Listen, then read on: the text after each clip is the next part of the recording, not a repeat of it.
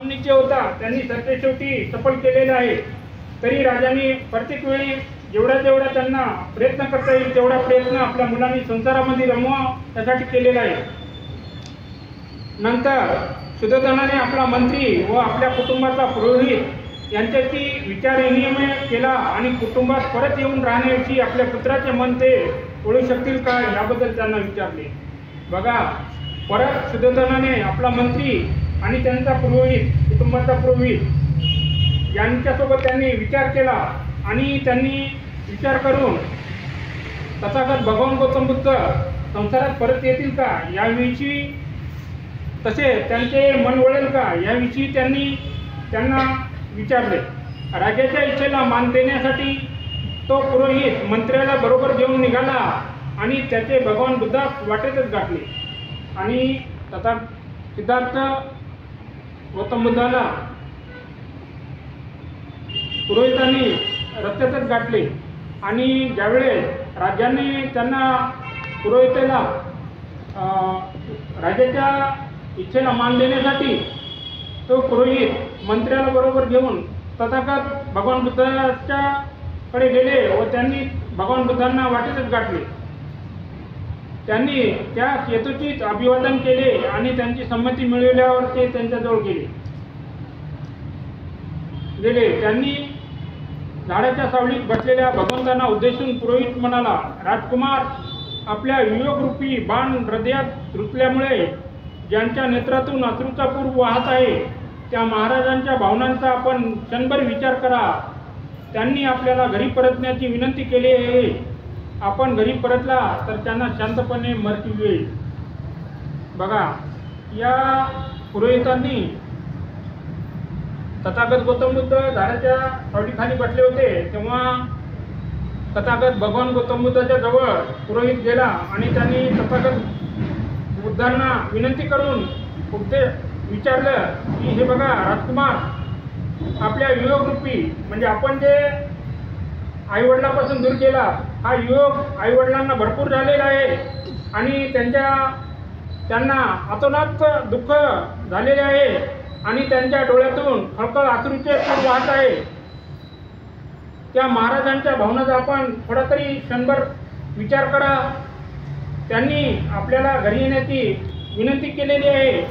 आपण घरी परतला तर त्यांचा शांतपणे मृत्यू होईल असं पुरोहित तथागत भगवान गौतम बुद्धांना म्हणतात। आपल्या निश्चय धर्मावर केंद्रित आहे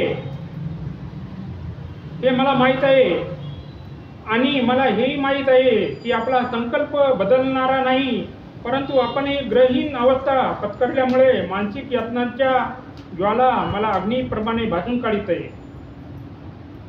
त्याच्यानंतर पुरोहित तथागत भगवान गौतम बुद्धांना म्हणतात की आपला निश्चय हा धम्मावर केंद्रित आहे हे मला माहीत आहे आणि मला हे माहीत आहे की आपला संकल्प हा दृढ निश्चय आहे, तो बदलणारा नाही, परंतु आपणही ग्रहहीन अवस्था म्हणजे आपण जो घर सोडून गेला ती अवस्था पत्करल्यामुळे मानसिक यातनाचा ज्वाला म्हणजे मला जो त्रास होत आहे त्याच्यामध्ये मी भाजून निघत आहे। आपण कर्तव्यावर प्रेम करीत असता म्हणून कर्तव्यासाठी या संकल्पाचा त्याग करा। काही काळ पृथ्वीच्या सार्वभौमत्वाचा उपभोग घ्या। शास्त्रानुसार योग्य वेळी आपण वानप्रस्थात जाऊ शकाल। आपण दुःखी नातलगाविषयी अनादर दाखवू नका। सर्व प्राणी मात्राविषयी करुणा हाच धर्म आहे। त्याच्यानंतर आपण शास्त्रानुसार योग्य वेळी वानप्रस्थात जाऊ शकता। आपल्या दुःखी नातलगाविषयी अनादर दाखवू नका। प्राणी मात्राविषयी करुणा हाच धर्म आहे। धर्माची साधना काही वेळ अरण्यातच जाऊन होते असे नाही, नगरात राहून देखील साधू पुरुषांना मोक्ष साधना करता येते। त्याच्यानंतर पुरोहित तथागत गौतम बुद्धांना म्हणतात की आपल्या जे नातलग जे दुःखी आहे त्या दुःखी नातलगाविषयी आपण अनादर दाखवू नका।